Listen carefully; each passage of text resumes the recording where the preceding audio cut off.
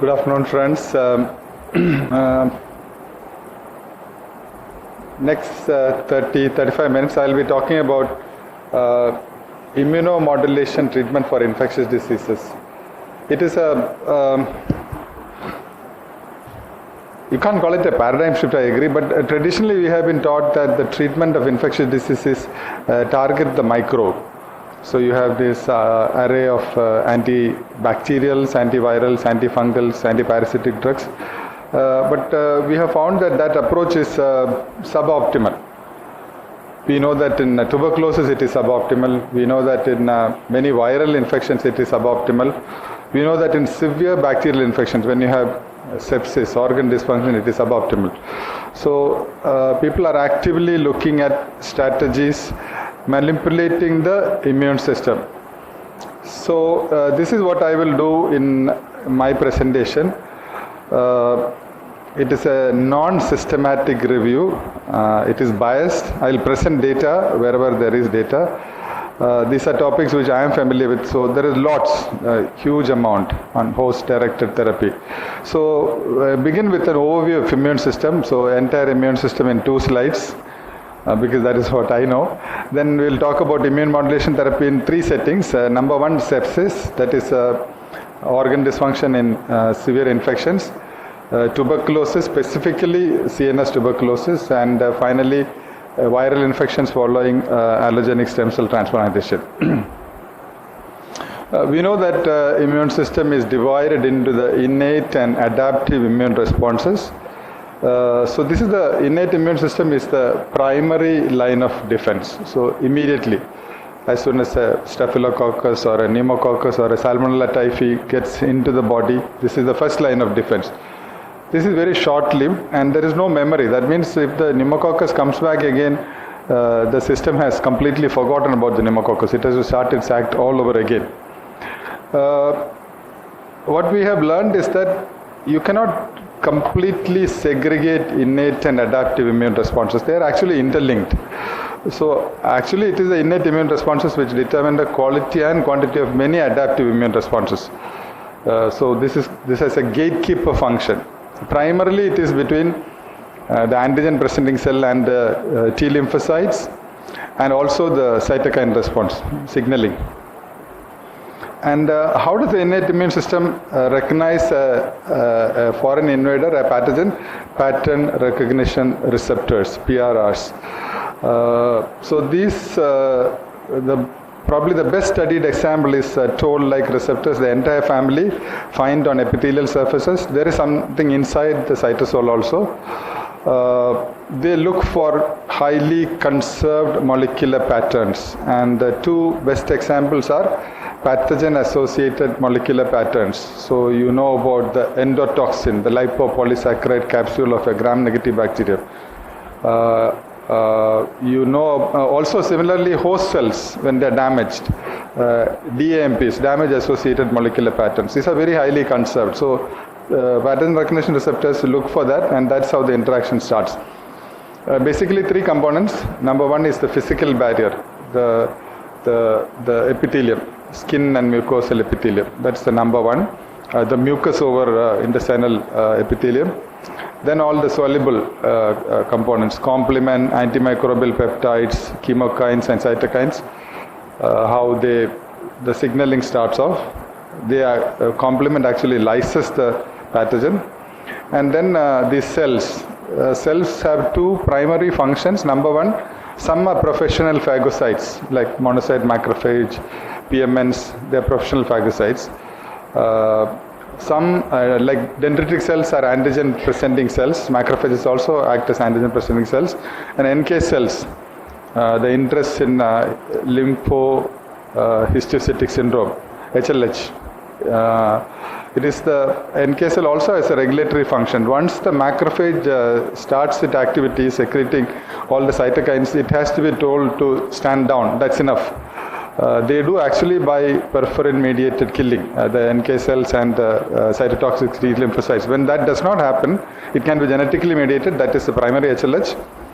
When viral infections like CME and EBV, and now we're hearing lots about COVID-19 sets it off, it's called secondary HLH. In COVID-19, it may not actually be a secondary HLH. Compared to this is the adaptive immune response, which is long-lasting. It's like an elephant; it never forgets.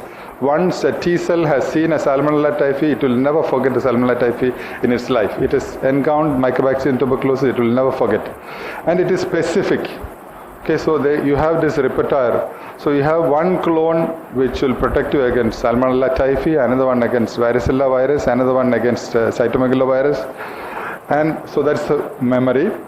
And like I said in the previous slide, it is initiated by the antigen presenting cell. That's how it starts off. And the effector cells are the T lymphocytes, and the antibodies are produced by B lymphocytes. So T lymphocytes mostly cell-mediated immune responses for protection against intracellular pathogens. Classical example, Mycobacterium tuberculosis. B lymphocytes are for protection against extracellular pathogens. Antibodies, complement, opsonization, phagocytosis, intracellular killing. So this is for humoral immune responses. And this is a diagram which kind of summarizes it. So you have a pathogen, innate immune responses, rapid pattern recognition, cytokines, and then direct response phagocytis and antimicrobial complement and all the rest of it. This is slow, takes at least 96 hours. Recognition is initially low affinity receptors. Then there is a gene rearrangement. So the hypervariable regions, it can rearrange the genes. So clonal expansion, response is T cells and B cells, and you have memory. So that is immunity in immunology in 2 slides. Now moving on to the disease conditions. I'll start off with sepsis. All of us are familiar with the definition of sepsis. Life-threatening organ dysfunction caused by dysregulated host response to an infection. This is very important to understand. It's a maladaptive response, a response which has become uncontrollable. Normally, when there is an infection, whether it is bacterial, viral, protozoal, what does the body do?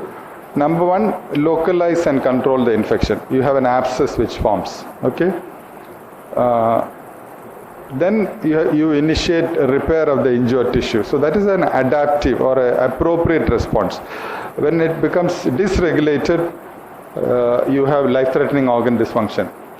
So sepsis results when this inflammatory response. You start off as a pneumonia, as a septic arthritis, but finally end up having acute kidney injury and DIC and septic shock and ARDS. You start off as a scrub typhus and end up having ARDS and AKI and septic shock.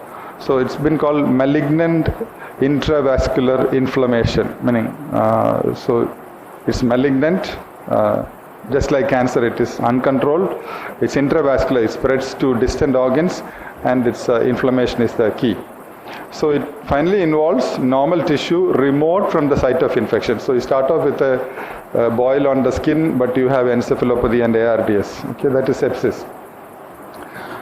This is the basic pathogenesis. First is the pathogen-associated molecular patterns which act through the pattern recognition receptors, and these are the TLR, C-type lectin on the cell surface, in the cytosol, nod-like receptors, Rig-like receptors and all. And finally, they start secreting this flood of cytokines. And finally, what do the cytokines do? They act at the hypothalamus to cause fever.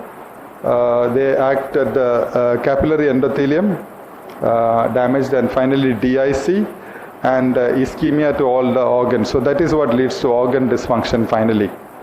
And hypoxia to the tissues lead to lactic acidosis and all the manifestations. So what you have to understand is once you set off this chain, this cascade, it is self-perpetuating. So it kind of amplifies and it keeps on going ahead. So even if you drain the abscess or kill the bacteria with antibiotics, it becomes once it's set off, it becomes self-perpetuating. So because of this model, the first one to come out is the most important, is TNF alpha, as you can see there from the macrophage. So the idea to modulate this response, shut down this TNF alpha mediated inflammatory cascade, came from animal experiments in rats. First they injected rats, intravenous injection with E. coli. They developed septic shock, fever, septic shock, and they died. Then they didn't have the whole bacterium, they just took the lipopolysaccharide, injected, they got the same syndrome. So then they realized you don't need the whole bacterium, you need only a component of the bacterium. And next experiment was that then they found that these rats had very high levels of TNF alpha. They injected TNF alpha, so not the bacterium, not the cell wall, just the TNF alpha. And sure enough, exactly the same syndrome. Fever, multi-organ dysfunction, shock, and the animal dies. And when they pre-treated the animal with TNF alpha blockers, they within 2 hours, so the time from the pre-treatment and the challenge was 2 hours. If it's more than 2 hours, the animals were not protected. The animal did not develop any of the manifestations of multi-organ dysfunction. So this is what they thought, we finally found the holy grail.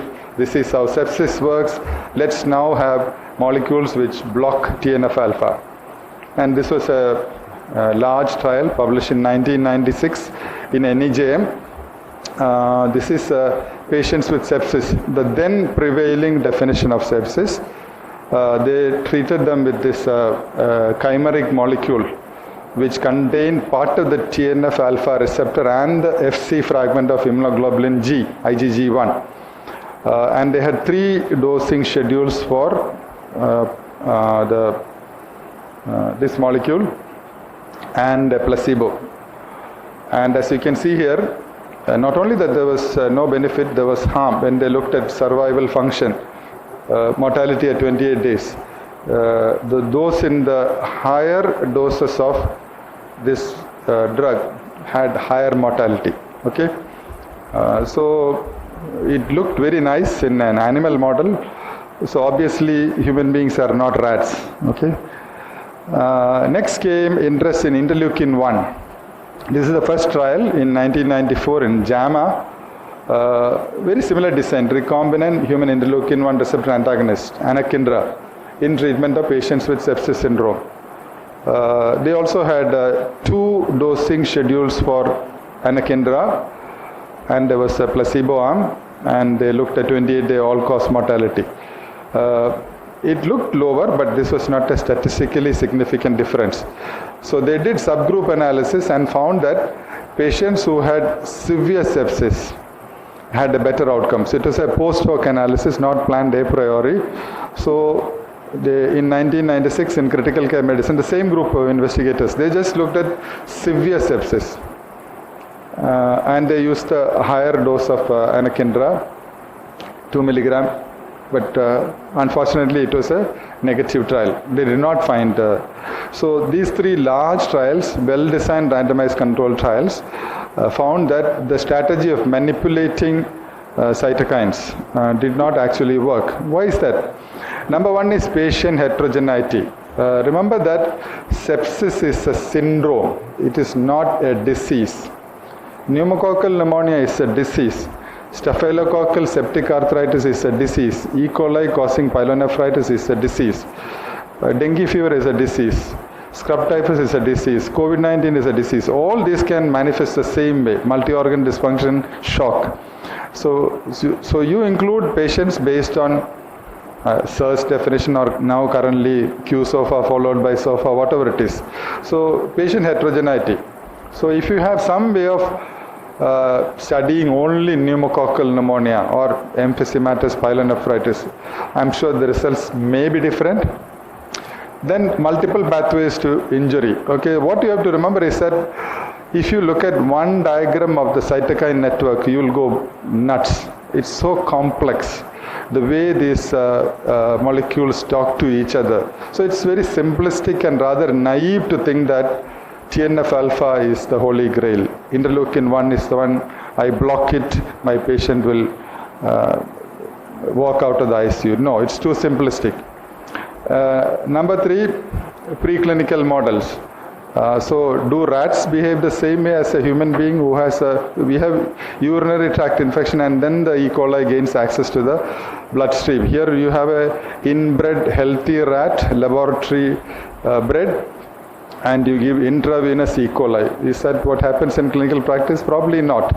So animal models can teach you only so much. So all these things. So remember the last trial was in 1996. After that there have been no further trials. There have been a reanalysis of the second trial on interleukin-1 receptor antagonist, but that trial has been criticized so much for the methodological. So it looks interesting. We don't know enough. We know there is malignant intravascular inflammation. Once the cascade is set off, it is self-perpetuating. But how to counter it, unfortunately, we don't know yet. So today, antibiotics, source control, and best possible support remains the standard of care for sepsis. But people are still optimistic. We'll come to tuberculosis, specifically CNS tuberculosis. There are 4 reasons why you want to think of host-directed therapy in TB. You know the problems with TB therapy. Diagnosis is an issue. Treatment is 6 months, long period of time. Pill burden, potentially toxic. Adherence is an issue. Resistance is an issue. So all are issues. So why do you want host-directed therapy? Number one, you kind of calm down the inflammation. Remember, inflammation has been called equated to John Wayne or maybe Rajnikant. Rajnikant always bashes up the villain, but there is the collateral damage. So inflammation which happens in the lung gets rid of the mycobacterium tuberculosis, but you know the price you pay, fibrosis, cavity. The second thing is that augment the bactericidal activity. Third is, I can't read. Okay, this is the granuloma. It disrupts the granuloma and makes sure that the drug gets into the granuloma. Enhances bactericidal activity and enhances immune response. So stands down the inflammation, enhances the immunity, improves the bactericidal activity, and disrupts the granuloma. These are all the theoretical reasons why you would think of host-directed therapy in TB. The conventional anti-tuberculosis drugs don't do any of these things. So the best example is steroids for tuberculous meningitis.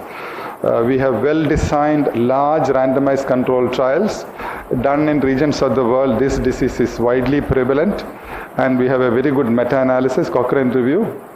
So we know that adjunctive dexamethasone therapy substantially reduces mortality from tuberculous meningitis. HIV uninfected patients, the effect is most dramatic. The risk ratio is 0.75, 25% reduction in mortality up to 24 months. Long term, it may not be all that significant. And in patients who have HIV infection also, it may be not be that dramatic. And the number needed to treat also is about, absolute risk difference is about 10. So number needed to treat also 10. So it's become standard of care. Any review, any textbook, any guideline, you need adjunctive steroid therapy for tuberculous meningitis. MRC stage 1, 2 and 3. HIV infection, the evidence is not so good, but still we give. Can we make it even better? So this group of investigators, we have listened to both of them, Dr. Thwaites and Dr. Lalitha Ramakrishnan. Dr. Thwaites came here for a Dr. Pulimud oration. Dr. Lalitha Ramakrishnan talked to us during the last medicine annual conference. So they have looked at gene polymorphism, LTF4. Leukotriene A4 gene polymorphism. So it is TT, CC and CT. TT is a pro-inflammatory and CC is a anti-inflammatory kind of phenotype. So this is the group of investigators looked at patients from the study from Vietnam, where they looked at an intensified anti-TB regimen for TB meningitis. So they gave rifampicin up to 15 milligram per kilogram. They added on moxifloxacin, and they compared it with standard therapy, which is 4 drug plus dexamethasone. And they found that the TT genotype, when they analyzed the CSF, there were a lot of this, tons and tons of this pro-inflammatory cytokines and clinically more severe disease. They had worse MRC staging. But also that was a good thing. Inflammation was a good thing. dexamethasone improved survival in these patients. So as you can see, if you looked at all the patients, these are the three phenotypes.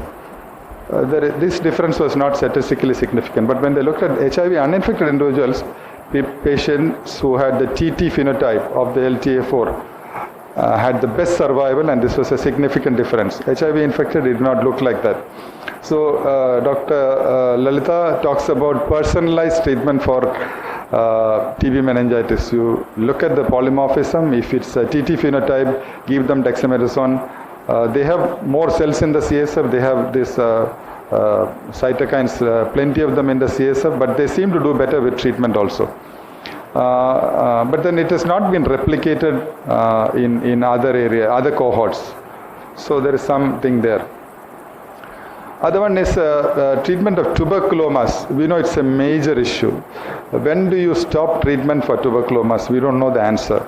Not only that, tuberculosis don't go away, they keep on coming back. In Medicine 4, we had this patient, young lady in her 20s, who came to us in September of last year, September of 2019, I'm sorry.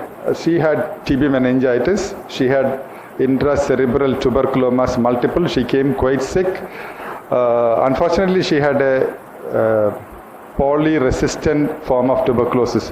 The isolate was resistant to isoniazid, ethambutol, and streptomycin. The molecular test, the gene expert showed that it was a rifampin-resistant isolate, but phenotypic sensitivity did not confirm it. So maybe MDR, may not be MDR. We'll have to wait for the whole genome sequencing. So this lady, despite ATT based on culture report, and her CSF became culture negative after 2 months of appropriate ATT. By December, she had negative CSF cultures multiple times. She worsened. She had this huge tuberculosis. She had hydrocephalus. She needed shunting. She needed revision. She needed very high dose of steroids, steroid toxicity, Cushingoid, diabetic, herpes zoster. We finally gave her 3 doses of infliximab beginning in March, April, and May. Now you should see her. Clinically, she's so much better. She's almost ready to go back to college. So, does infliximab work? Several reasons why infliximab. There is the pathophysiology. Release of mycobacterial proteins during ATT. They cause an exaggerated inflammatory response, increased TNF alpha. This group from South Africa has shown that TB has shown that TNF alpha increases during ATT, and then patients who are on biologicals for rheumatological diseases, when they develop TB, if the physician stops the biological, they have paradoxical worsening. Okay, so TNF alpha blockade, when you take it off, they have paradoxical worsening. So many reasons why, but then ideally you need a randomized control trial. Unfortunately, very difficult to do an RCT. So a well-done cohort study is the next best option. Abhimanesh is part of a task force looking at this one. Now I think ID has a series of about 6, few number of patients, a carefully characterized cohort. Patients have all CNS tuberculosis. They are all on appropriate anti-tuberculous therapy based on in vitro susceptibility testing. They have microbiological improvement but worsens clinically, radiologically, significant impairment on functionality. And the standard protocol is infliximab, 10 milligram per kilogram, monthly intervals into 3. So this is one in CID. We can see the dramatic improvement within a month. It's very nice to see patients really improve, being completely bed-bound, ambulant, functionality recovered. So it's a very heartening thing to see. Is that the answer? We don't know. Ideally, we need an RCT. The final part of my talk is about adoptive T-cell transfer. I'll speak specifically about viral infections following allogenic stem cell transplantation. You know that the full complement of the immune responses to come back, T-cell immunity, it can take anywhere up minimum of 2 years following an allogenic stem cell transplantation, even if it's a well-matched donor. So this is a causes severe immunodeficiency, but it's finite period, for a finite period, unless you develop severe GVHD. So viral infections, particularly CMV, EBV and adenovirus, can cause significant morbidity and mortality, life-threatening infections. Adenovirus, particularly in children. Antiviral treatment is suboptimal. Only good drugs available are against CMV, but even there is an issue. These drugs are prohibitively expensive. They are very toxic. Ganciclovir can wipe out the marrow. Viral resistance is an issue. EBV and adenovirus, there is no good antivirals available. So it remains suboptimal. So they thought about the strategy of it began by donor lymphocyte infusion. So they caught hold of the donor, took the lymphocytes out and gave it to the patient who had this viral infections. But the strategy has been now refined. So this is what happens. Allo-HSCT, they develop CMV or EBV or adenovirus. You try antivirals, then you have viral specific T lymphocytes. Because we found that the sustained control depends on restoration of virus specific immunity. It's because of immunodeficiency. Okay, it is a manifestation of severe depletion of T lymphocytes specific for CMV. Unfortunately, we don't have randomized control trials. This is a recent review. The total number of patients was 246. Decent responses, 85% in CMV. Does it prove that this is the way to go? We don't know. Again, we need RCTs. But there are problems. This is what you do. You harvest PBMCs from a donor. You separate out the virus specific T lymphocytes and ex vivo try to expand them by co-culturing them with antigen presenting cells which express CMV or EBV or adenovirus antigen. So this can take anywhere from 1 week to 4 weeks or even longer. Okay, so this is a very expensive, labor intensive and prolonged process, and once you have a significant number, you infuse them into the recipient. So that's been used for both prophylaxis and treatment. The only other place where they have tried this is infection is aspergillosis, but data is more available for viral infections. Other way you use engineered T cells is the CAR T cell therapy for cancers, chimeric antigen receptor T cells. But there are potential harms. Remember, you are giving foreign T lymphocyte to a patient who had a bone marrow transplant. So GVHD is an issue. The case reports do describe GVHD, but not like what you see following a mismatched transplant. Cytokine storm, more of a problem with CAR T cell therapy. Remember, these are T cells which we have engineered to attack the tumor cells, activate T cells and attack the tumor cells. So sure enough, you are going to see a cytokine storm. Then infusion related toxicity, we know about rallies and all the rest of it.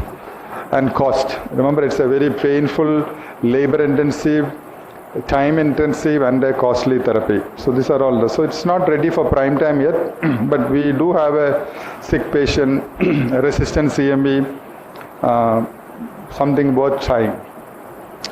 So I will sum up my talk here by saying that immunomodulation conceptually can act in both ways. Number one is down-regulating the non-productive inflammation, making sure the Rajinikanth doesn't go out of hand. Okay, he just kills the villain, does not damage the rest of the stuff.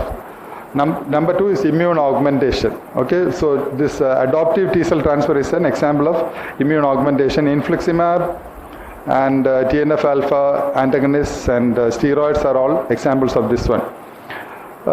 Because of all the problems, meaning you need to find the phenotype, you need to so it's unlikely to become an efficient universal approach. So if you want to go and measure LTA4 gene polymorphism in an African patient or an Indian patient with TB meningitis and then decide to give dexamethasone, well, unlikely to be very efficient or universally applicable. because of these two things. Number one, it depends on immune profiling and patient stratification. Dr. Ramakrishna's talk was about personalizing anti-TB therapy. So it is about personalized medicine. So where you have lab facilities available, it can all be done in a realistic time frame. Then these are all good things to think. But then it's good to understand the disease, pathogenesis, novel therapeutic options, etc. So I'll conclude my presentation there. Thank you all for patient listening. If there are questions, if I know the answer, I'll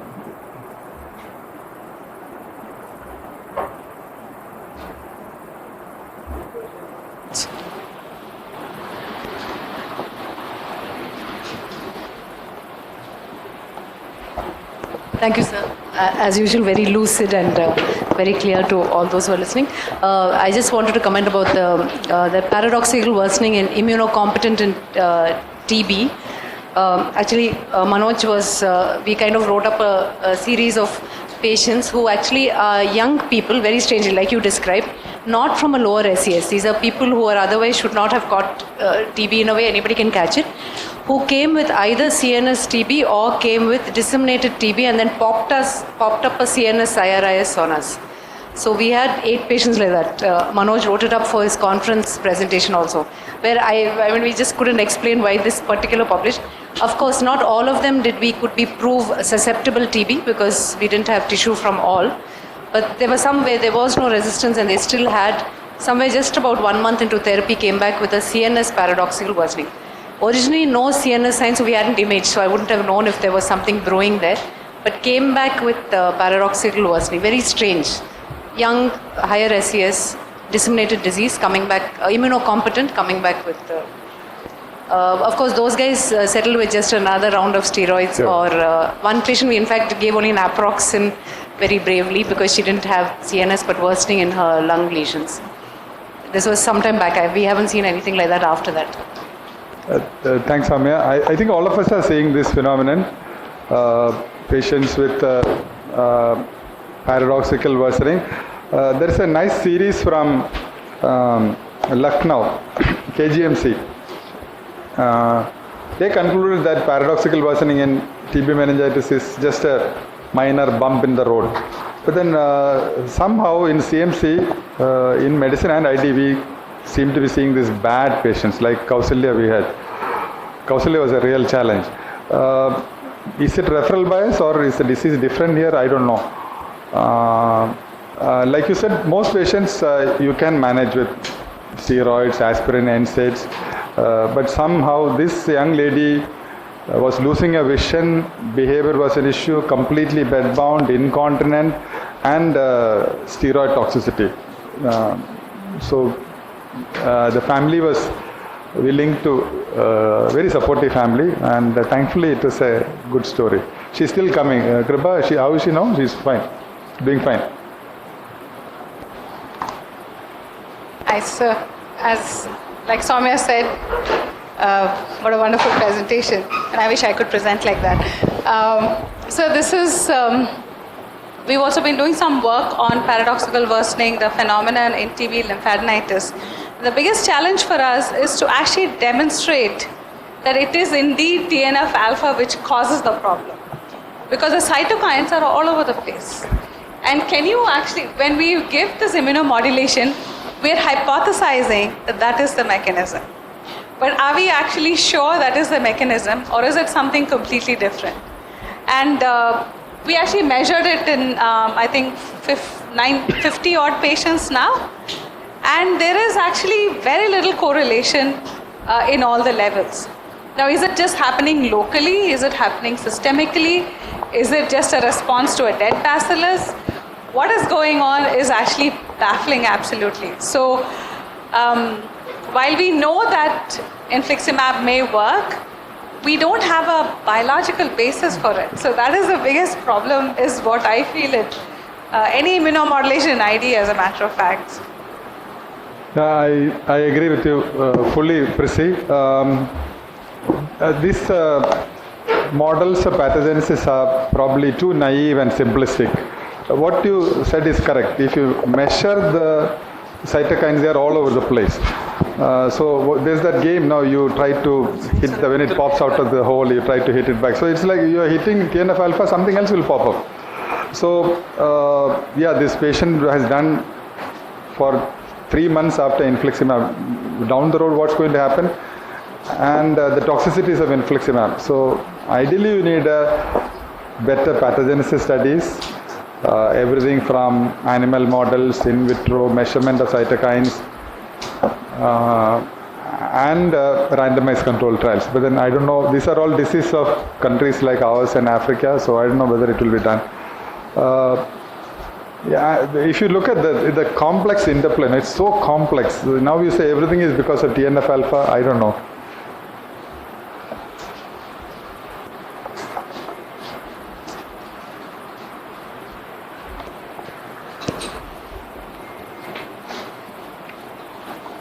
So I had a question, sir. These granulocyte transfusions and Buffy-core transfusions, which we are using sometimes in hematology, does it really works? And outside the context of a post-transplant neutropenia or a severe neutropenia, which is treatment-related, is there any role for using this, sir? I'll ask Priscilla to answer that. She made a presentation recently.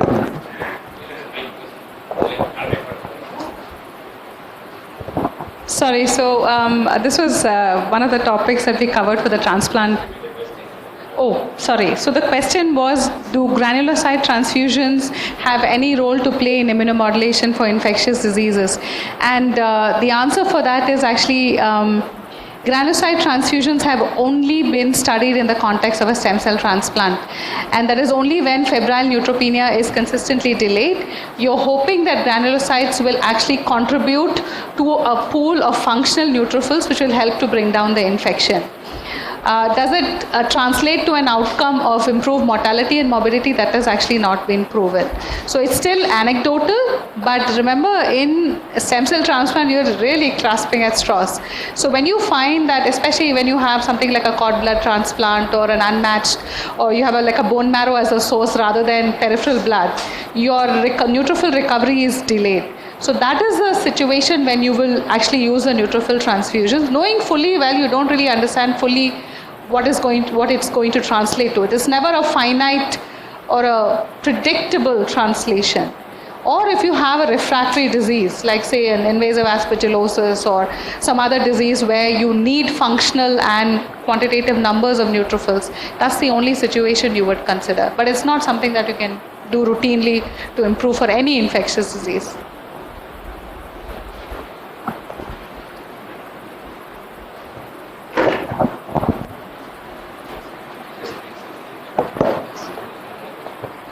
Any more questions or comments?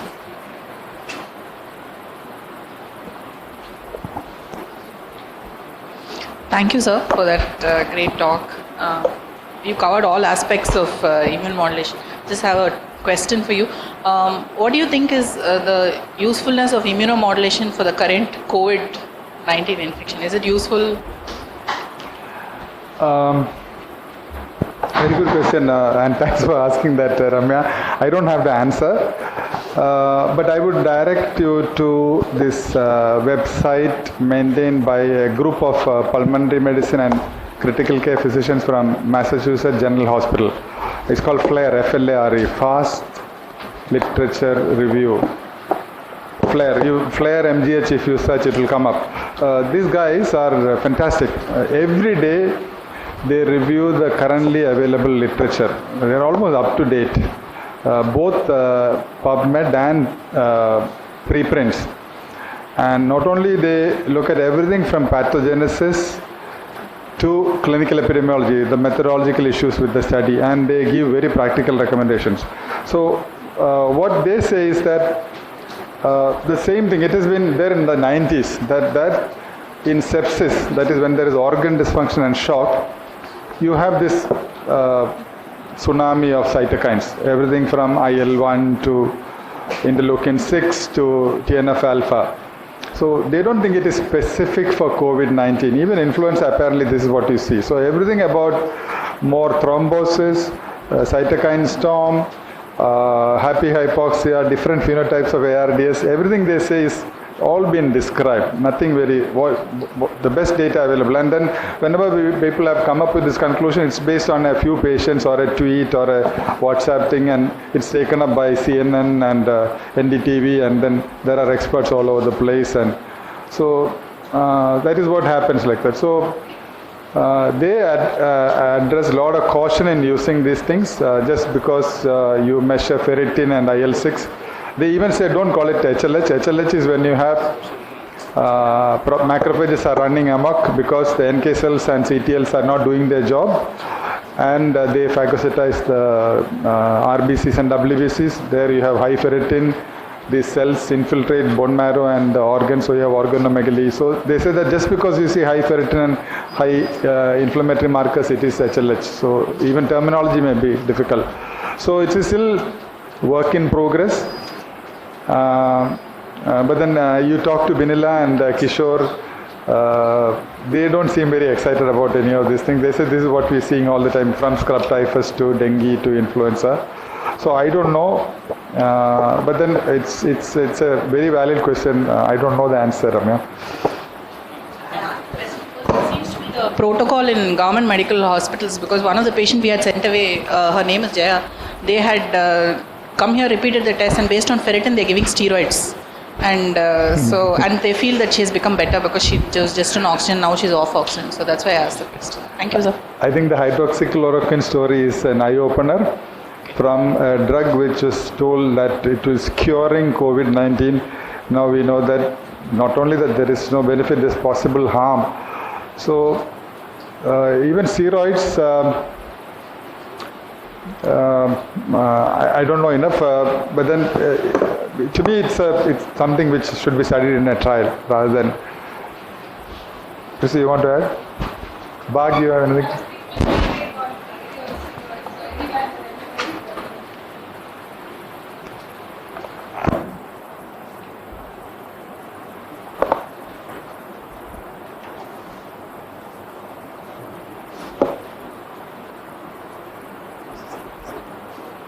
Meaning those two trials on severe sepsis looked at both IL-1 blockade and TNF-alpha blockade, and very large, well-designed randomized control trials. But this was in 90s.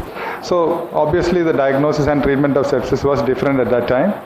But then well-designed trials, multi-centric, randomized, double-blind, endpoint of mortality. So they didn't show any benefit. And if you look at the cytokine profile, it looks very similar, whether it is E. coli or influenza or scrub typhus or dengue virus or COVID-19.